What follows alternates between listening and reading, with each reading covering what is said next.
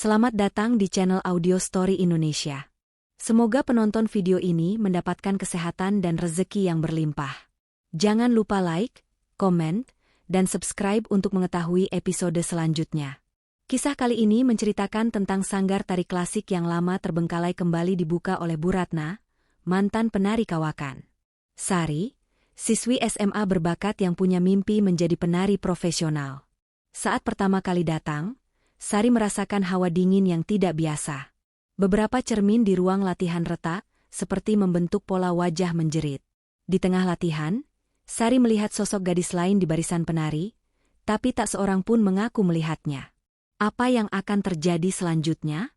Tonton video ini sampai akhir. Langit mendung menyelimuti desa Wonosari saat Sari menjejakkan kakinya di sana untuk pertama kalinya. Desa kecil itu terpencil di balik perbukitan, dikelilingi hutan jati dan sawah yang tampak seperti tak tersentuh waktu. Ia membawa tas besar berisi buku catatan, kamera kecil, dan selembar proposal penelitian yang ditandatangani dosennya. Judulnya, Pelestarian Tari Tradisional Bumi Lingsir, Studi Kasus Sanggar Puspalaras. Sari adalah mahasiswa tingkat akhir jurusan seni tari di Institut Seni Budaya Nusantara.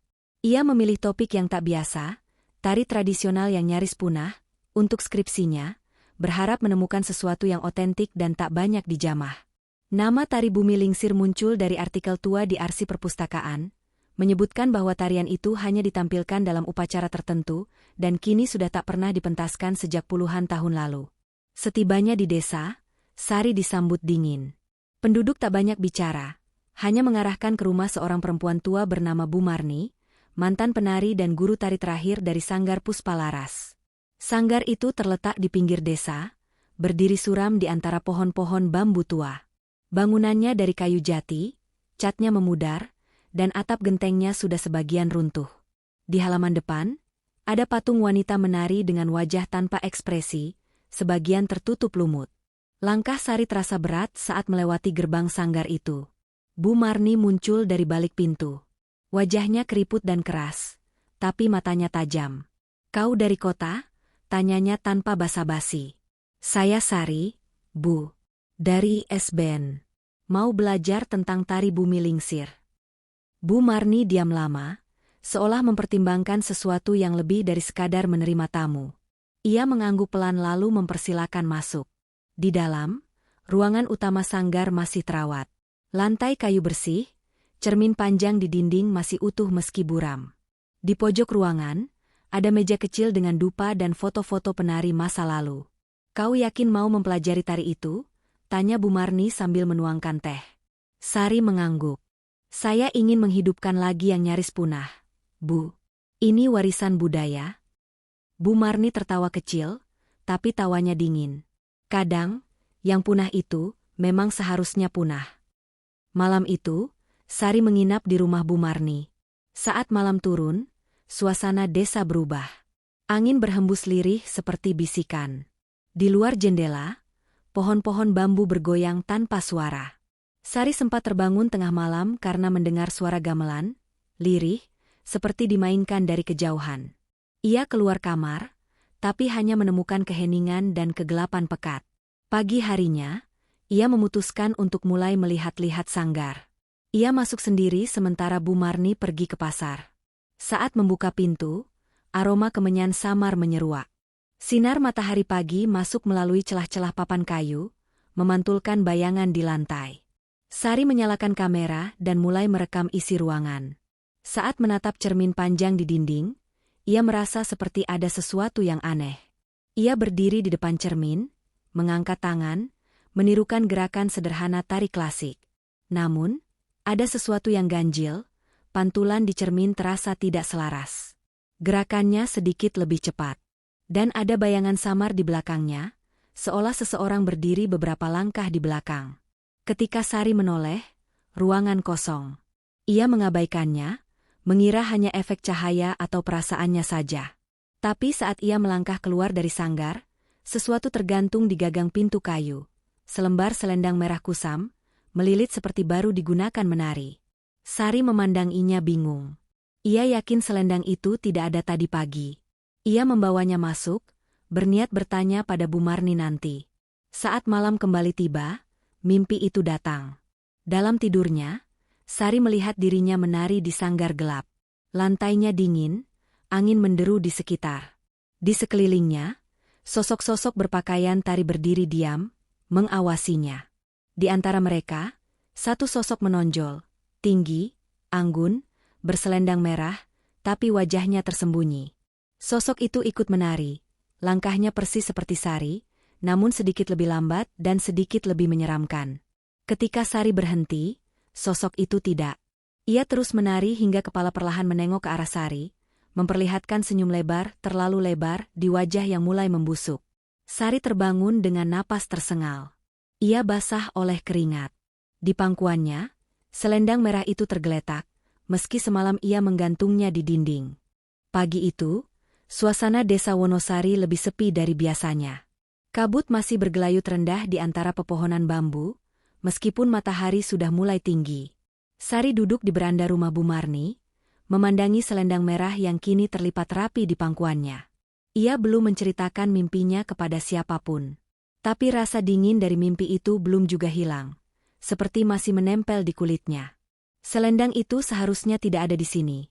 Suara Bu Marni tiba-tiba terdengar di belakangnya. Perempuan tua itu berdiri dengan tangan menyilang, menatap selendang itu dengan wajah tegang. "Dari mana, Bu?" tanya Sari pelan. Bu Marni tidak menjawab langsung. Ia hanya duduk di samping Sari dan menghembuskan napas berat. Dulu, setiap penari tari Bumi Lingsir mendapat selendang merah. Tapi hanya yang terpilih yang boleh mengenakannya. Selendang itu bukan sekadar properti tari. Ia semacam penanda. Sekali kau memakainya, kau tak hanya menari untuk pertunjukan, tapi juga untuk yang tak terlihat. Sari merinding. "Untuk siapa, Bu?" Bu Marni menoleh, matanya tajam. "Untuk yang tinggal di balik cermin." Sari tetap melanjutkan latihannya di sanggar hari itu. Entah kenapa, meski rasa takut mulai tumbuh, ada dorongan dalam dirinya yang tidak bisa dijelaskan. Ia merasa ditarik oleh sesuatu yang lebih besar daripada sekadar skripsi atau rasa ingin tahu. Bu Marni akhirnya bersedia mulai mengajarkan gerakan dasar tari Bumi Lingsir. Gerakannya anggun, lambat, tapi ada tekanan kuat dalam setiap langkah. Tidak seperti tari klasik lain yang pernah ia pelajari. Ada banyak momen hening dalam tarian itu, seolah penari harus memberi ruang bagi sesuatu yang lain untuk masuk. "Langkah ini namanya ngunduh rasa," kata Bu Marni sambil memperagakan gerakan menyapu ke bawah dengan kedua tangan. "Ini bukan sekadar gerak. Ini ajakan. Memanggil. Memanggil siapa? Yang lama hilang." Sari menelan ludah. Saat latihan berlanjut, Sari mulai merasa tubuhnya lebih ringan. Beberapa gerakan terasa mengalir begitu saja, seperti tubuhnya sudah tahu caranya sebelum dia berpikir. Itu aneh, tapi terasa enak. Ia tak sadar latihan sudah berlangsung lebih dari 2 jam. Ketika ia berhenti, langit sudah mulai gelap. "Cukup untuk hari ini," kata Bu Marni tiba-tiba. Suaranya kaku. Sari mengangguk, meski dalam hatinya ia ingin terus menari. Ia merasa belum selesai. Malam itu, ia menonton ulang rekaman latihan di kameranya. Di menit ke-43, ada sesuatu yang membuat darahnya membeku. Di sela-sela gerakan ngunduh rasa, terlihat pantulan samar di cermin sanggar, seorang penari lain berdiri di belakangnya. Padahal, ia dan Bu Marni saja yang ada di ruangan. Penari itu tampak mengenakan kostum serupa, kebaya dan selendang merah, namun wajahnya tak terlihat, tertutup rambut panjang. Gerakannya mengikuti Sari, namun sedikit tertunda, seperti bayangan yang mencoba meniru tapi tidak sepenuhnya sinkron. Sari berhenti memutar video. Layar kameranya menampilkan gambar buram, entah error atau kabut lensa. Tapi saat diperjelas, wajah sosok itu terlihat lebih jelas. Kulit keabu-abuan, mata membelalak kosong, dan mulut setengah terbuka. Ia hampir menjatuhkan kameranya. Pukul 2 dini hari, suara gamelan terdengar lagi. Kali ini lebih jelas, datang dari arah sanggar. Sari mencoba mengabaikannya, namun suara itu semakin nyaring. Tidak seperti musik biasa. Ada ketukan aneh, tak beraturan. Seperti seseorang menabuh gamelan dengan tangan gemetar. Suara yang tidak dimainkan oleh manusia hidup. Ia mencoba menutup telinga dengan bantal, tapi suara itu seperti datang dari dalam kepalanya. Keesokan harinya, ia menemukan jejak kaki basah di lantai kayu sanggar. Kecil dan ramping, seperti kaki penari. Tapi tidak ada bekas air dimanapun, dan hari itu belum hujan. Bu Marni terlihat gelisah saat masuk. "Sudah waktunya kau tahu," katanya. "Dulu, ada satu penari muda bernama Raras. Dia penari terbaik Puspalaras. Tapi dia terlalu tamak. Ia menari tari bumi lingsir tanpa restu, memakai selendang merah saat tidak seharusnya. Katanya ia ingin menyatu dengan tarian, jadi sempurna." "Lalu," bisik Sari, "Raras menari sampai tubuhnya jatuh. Tapi jiwanya tidak ikut mati. Mereka bilang ia tetap menari, menunggu penari baru untuk menggantikan tempatnya." Sari menggigit bibir. Pikirannya berpacu. Semua bayangan, selendang, cermin, suara gamelan, semuanya mulai masuk akal. Tapi akal sehatnya menolak. Ia ingin pergi. Tapi hatinya tetap tertambat. Seperti ada tali tak kasat mata yang mengikatnya pada tarian itu. Pada sanggar itu. Pada sesuatu yang ingin bangkit. Hujan turun sejak sore dan belum berhenti ketika malam datang. Desa Wonosari tenggelam dalam suara gemericik dan aroma tanah basah. Di dalam sanggar Puspalaras yang redup, Sari berdiri sendiri di hadapan cermin besar. Selendang merah tergantung lemas di bahunya. Ia tidak tahu apa yang mendorongnya kembali ke tempat ini malam-malam begini. Mungkin karena kata-kata Bu Marni. Mungkin karena rasa bersalah. Atau mungkin karena rasa haus yang aneh, bukan haus akan jawaban, tapi haus untuk menari. Ia menekan tombol speaker kecil di sudut ruangan. Rekaman gamelan mulai mengalun. Pelan. Irama pelok yang lambat, berat, seperti langkah kaki tua yang berjalan menuju liang kubur. Sari mulai bergerak. Tangannya mengalun ke samping, kakinya menapak pelan ke lantai kayu yang dingin. Gerakan demi gerakan, ia tiru dari ingatannya. Setiap langkah, setiap tarikan napas, seolah membuka sesuatu di dalam dirinya. Rasa takut perlahan lenyap, berganti perasaan ganjil, kepuasan. Lalu, ia berhenti. Cermin di depannya tidak memantulkan gerakannya. Ia masih berdiri diam, tapi dalam pantulan, tubuhnya terus menari. Lambat, meliuk, seperti tak mau berhenti. Dan, ia tidak sendiri. Di belakang bayangan dirinya, 3 sosok lain muncul. Satu demi satu. Semuanya mengenakan kostum penari, dengan wajah kosong, pucat, dan rambut panjang menutupi sebagian besar muka. Tubuh-tubuh itu bergerak seperti wayang tak bernyawa, kaku, tetapi tetap mengikuti irama. Sari tersentak mundur, jantungnya berdetak tak karuan.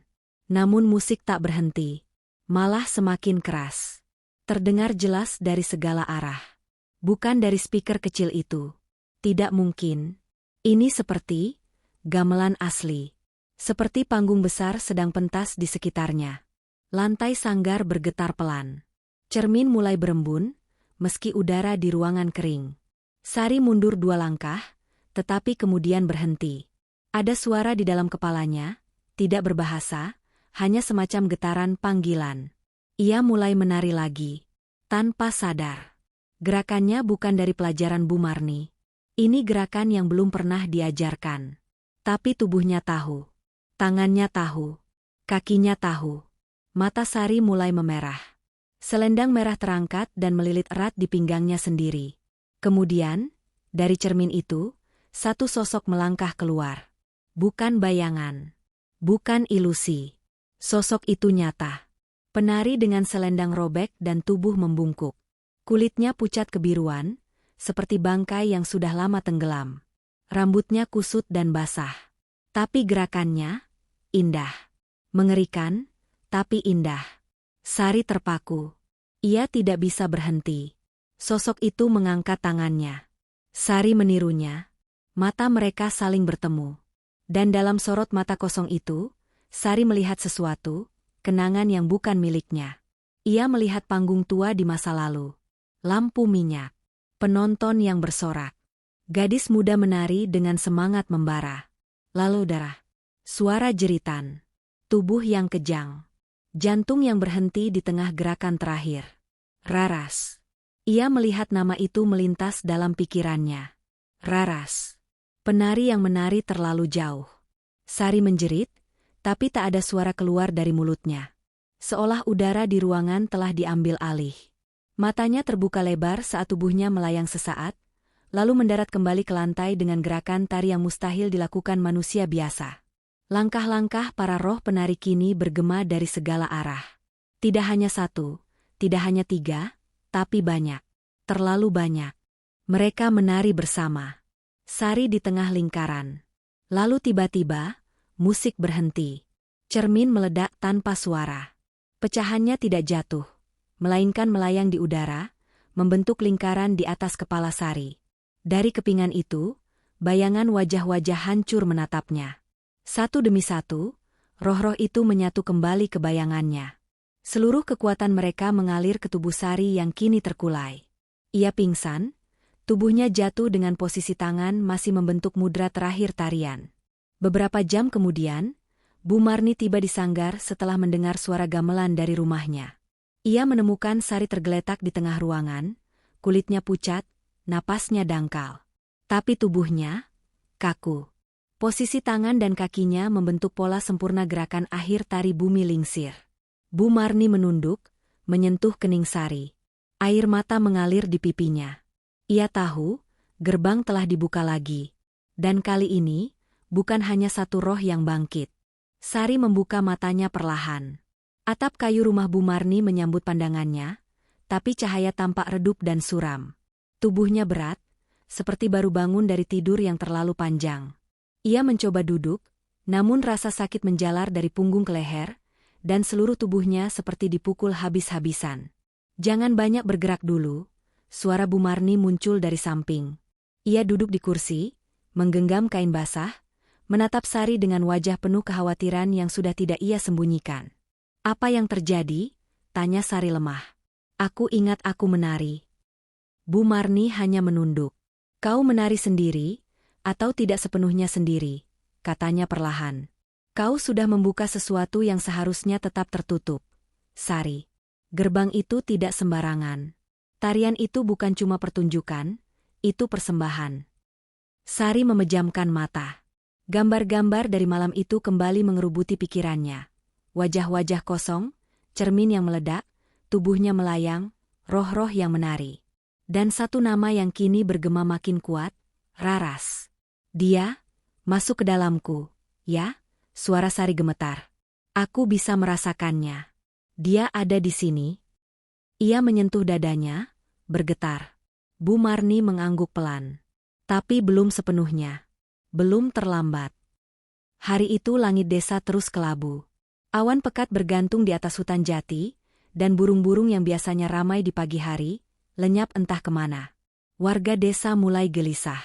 Beberapa bahkan terlihat memaku jendela rumah mereka dengan papan kayu, seperti bersiap menghadapi badai yang tak bisa mereka lihat. Sari keluar rumah dengan langkah terseok. Meski tubuhnya belum pulih, pikirannya tajam. Ia kembali ke sanggar, ditemani Bu Marni yang terus memperingatkannya agar tak memaksakan diri. Tapi bagi Sari, rasa takut kini bersanding dengan rasa tanggung jawab. Ia telah membangkitkan sesuatu, dan ia harus mengakhirinya. Sanggar tampak berbeda. Lebih suram. Ubin kayu menghitam di beberapa bagian, seperti terbakar dari dalam. Cermin pecah di dinding tak ada lagi, dan di tempatnya, terdapat retakan besar membentuk pola pusaran yang aneh. Panggung ini dulu digunakan untuk pementasan sakral. Bu Marni menjelaskan pelan. Tari bumi lingsir hanya boleh dibawakan dalam upacara penolak bala, saat desa diterpa wabah atau kematian beruntun. Tapi generasi terakhir melanggarnya. Mereka memaksakan pementasan komersial, demi uang. Raras adalah salah satu dari mereka. Dia membayar harga tertinggi. Sari berdiri di tengah panggung. Ia menatap bekas lingkaran yang terbentuk di lantai dari tarian semalam, jejak kaki hitam dan noda merah samar. Rasanya seperti berada di altar persembahan. "Bagaimana cara menutupnya, Bu?" tanya Sari. "Bagaimana cara mengusir mereka?" Bu Marni terdiam sejenak. "Dengan menyelesaikan tarian. Tapi, harus dilakukan oleh penari yang terikat." "Kau?" Sari mematung. Dan kalau aku menyelesaikannya, kau mungkin tidak kembali. Tapi jika tidak dilakukan, roh-roh itu akan terus menuntut tubuh baru. Mereka akan merasuk siapapun yang menari di sini. Mereka haus. Malam tiba. Bu Marni menyiapkan sesajen, kembang setaman, kelapa muda, dupa, dan kain mori putih. Di ujung sanggar, lampu minyak dinyalakan, menciptakan bayangan gemetar di dinding. Sari berdiri dalam busana lengkap tari bumi lingsir. Selendang merah melilit pinggangnya. Tangannya gemetar, tapi tatapannya mantap. Ketika musik dari gamelan tua mulai dimainkan oleh Bu Marni, tarian pun dimulai. Langkah-langkah pertama terasa berat. Udara di sanggar menjadi dingin dan padat. Tapi makin lama, tubuh Sari kembali menyatu dengan gerakan. Suaranya hilang, pikirannya kosong. Ia hanya menari. Satu persatu, bayangan kembali muncul. Kali ini lebih jelas, lebih banyak. 10, 20. Wajah-wajah rusak, mata kosong, bibir terkatup rapat. Mereka berdiri mengelilingi Sari, lalu ikut bergerak bersamanya. Tangisan samar terdengar. Angin mulai berhembus dari dalam sanggar. Tarian mencapai puncaknya. Sari menekuk lutut, mengangkat tangan tinggi-tinggi, dan pada gerakan terakhir, mudra penutup, ia menatap lurus ke cermin retak yang kini bergetar hebat. Tiba-tiba, seluruh roh di sekitarnya memekik bersamaan. Suara yang bukan berasal dari tenggorokan manusia. Mereka mundur, menggeliat, mencakar udara, lalu tubuh mereka perlahan terbakar oleh cahaya putih yang muncul dari lantai sanggar. Sari berteriak saat rasa panas menjalari tubuhnya. Tapi ia tidak berhenti. Ia menyelesaikan gerakan terakhir. Dan saat itu, cermin pecah sepenuhnya, mengeluarkan cahaya menyilaukan yang menyapu seluruh ruangan. Gel, sunyi. Dan kemudian, hanya suara hujan. Sari terbaring di panggung, pingsan. Bu Marni memeluk tubuhnya sambil menangis. Para roh telah kembali ke tempatnya. Gerbang telah ditutup. Namun di sudut panggung, selendang merah itu tetap terlipat rapi. Seperti menunggu penari berikutnya. 3 minggu telah berlalu sejak malam itu. Desa Wonosari kembali tenang, setidaknya di permukaan. Tidak ada lagi suara gamelan gaib, tidak ada penampakan penari berambut panjang, dan sanggar Puspa Laras kini digembok rapat. Warga desa kembali melakukan aktivitas seperti biasa, seolah tidak pernah terjadi apa-apa. Tapi Sari tahu, sesuatu telah berubah. Di dalam dirinya. Tubuhnya sudah pulih, tapi ia tak lagi sama.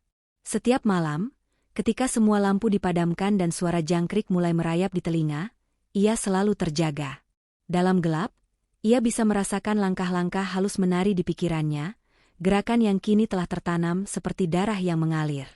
Ia tak bisa melupakan gerak tubuh roh-roh itu, yang menari bukan untuk menghibur, melainkan untuk dikenang, dilanjutkan. Kenapa mereka menari? Pernah ia tanya pada Bu Marni. Karena mereka tak ingin dilupakan, jawab Bu Marni dengan suara datar. Dan karena dendam, kadang tidak mati, hanya dia menunggu tubuh baru. Sanggar Puspa Laras memang ditutup, tapi tidak untuk semua orang. Beberapa minggu setelah kejadian itu, Sari diam-diam kembali ke sana. Malam itu bulan purnama bersinar utuh, menerangi halaman sanggar yang kini dipenuhi rumput liar. Angin membawa aroma lembab kayu tua. Kunci sanggar masih digenggam Bu Marni, tapi entah bagaimana, Sari memilikinya malam itu. Ia tidak ingin menari. Ia hanya ingin memastikan bahwa semuanya benar-benar berakhir. Sanggar dalam keadaan gelap, debu tipis menyelimuti lantai dan alat musik gamelan di sudut ruangan. Cermin besar yang dulu retak kini telah diturunkan. Dinding kosong berdiri sunyi, tapi di tengah ruangan, selendang merah itu masih tergantung, seolah tak pernah berpindah tempat. Sari melangkah pelan. Jantungnya berdetak tenang, tapi matanya liar memindai ruangan. Ia menunduk, mengambil selendang itu. Aromanya masih sama, sedikit wangi bunga, sedikit besi. Ia genggam erat, dan dalam sekejap, suara-suara masa lalu kembali menghantam pikirannya. Deru musik, langkah-langkah tari, jeritan. Sari menutup mata. Dan di dalam gelap matanya, ia melihat wajah Raras lagi. Tapi kali ini, Raras tidak marah. Ia menangis. Aku tak pernah ingin menakuti, suara itu datang entah dari mana. Aku hanya ingin dikenang, bukan sebagai hantu, tapi sebagai penari. Sari membuka mata dengan cepat. Tapi ruangan tetap kosong. Hanya dirinya dan selendang merah itu. Keesokan harinya, ia duduk di beranda rumah Bu Marni. Perempuan tua itu menatapnya sambil mengaduk teh hangat. Aku tak bisa melupakannya, Bu, kata Sari perlahan. Semakin aku menolak, semakin jelas tarian itu datang di kepalaku. Karena kau sudah menjadi bagian dari tarian itu, jawab Bu Marni. Bukan karena kau dipilih, tapi karena kau memilih. Dan itu tidak bisa dihapus. Sari terdiam lama. Aku ingin melanjutkan sanggar, ujarnya akhirnya. Tapi, tidak seperti dulu. Tidak untuk pertunjukan. Aku ingin mengajarkan maknanya. Rasa, leluhur, dan juga rasa hormat. Biar tidak ada lagi yang menari hanya untuk kemegahan, tapi lupa pada ruh yang menghidupinya. Bu Marni tersenyum tipis. Kalau begitu, kau bukan hanya penari, kau pewaris. Beberapa bulan kemudian, sanggar Puspalaras dibuka kembali. Namun kali ini, bukan sebagai tempat latihan biasa. Sari menata ulang ruangan, membersihkan gamelan, memperbaiki lantai, dan mendirikan altar kecil di sudut ruangan, tempat untuk menaruh bunga dan dupa, bagi para penari yang telah pergi dan tidak sempat kembali. Ia membuka kelas kecil, mengajar anak-anak muda yang ingin belajar tari tradisional. Tapi sebelum mereka menyentuh selendang, mereka akan duduk dan mendengar cerita. Tentang Raras. Tentang gerbang. Tentang harga yang harus dibayar oleh kesombongan dan ketidaktahuan. Sari tidak mengajarkan tari bumi lingsir. Bukan karena ia takut, tapi karena ia tahu, tarian itu bukan milik dunia ini lagi. Ia telah dikembalikan ke tempat asalnya. Biarlah menjadi legenda. Biarlah menjadi kisah sunyi yang hanya disampaikan dengan bisikan. Tapi di malam-malam tertentu, ketika sanggar telah kosong dan angin bertiup dari arah barat, Sari kadang berdiri sendiri di tengah ruangan. Ia mengambil selendang merah, mengikatkannya pelan di pinggang. Dan tanpa musik, tanpa cermin, ia mulai menari. Pelan. Hening. Dan dalam kesunyian itu, jika kau cukup peka, kau akan melihat, bayangan penari lain ikut bergerak di belakangnya. Tak mengganggu. Tak menghantui. Hanya menari. Dalam damai. Terima kasih sudah menonton video ini. Sampai jumpa di video selanjutnya.